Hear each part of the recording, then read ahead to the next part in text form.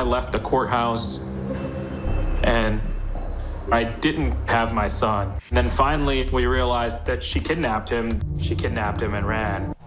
It was a 7-year-old kidnapping cold case that grabbed national attention. Now over thanks to the quick actions of Douglas County deputies.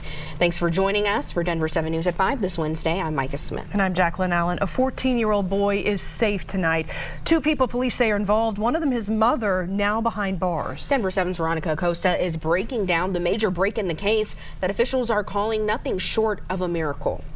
Oh, interesting. It's a 19 warrant. This is the moment. There, you'll have it all. You'll have her name, date of birth, the warrant.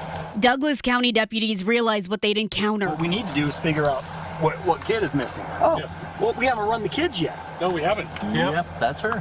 Last week, they were called to what they thought was a trespassing call on an empty home in a Highlands Ranch neighborhood.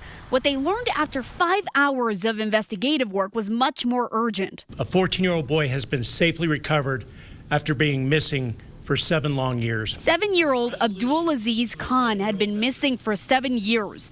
Police say Aziz's mom, who didn't have custody, took Aziz from his father in 2018.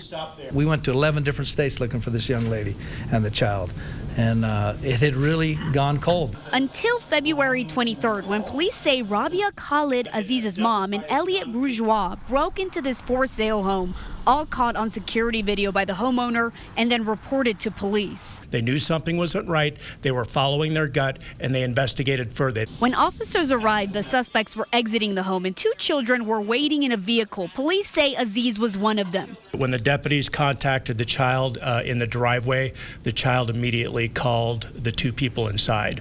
So we believe that the child was actually coached on what to say if they came into contact with law enforcement.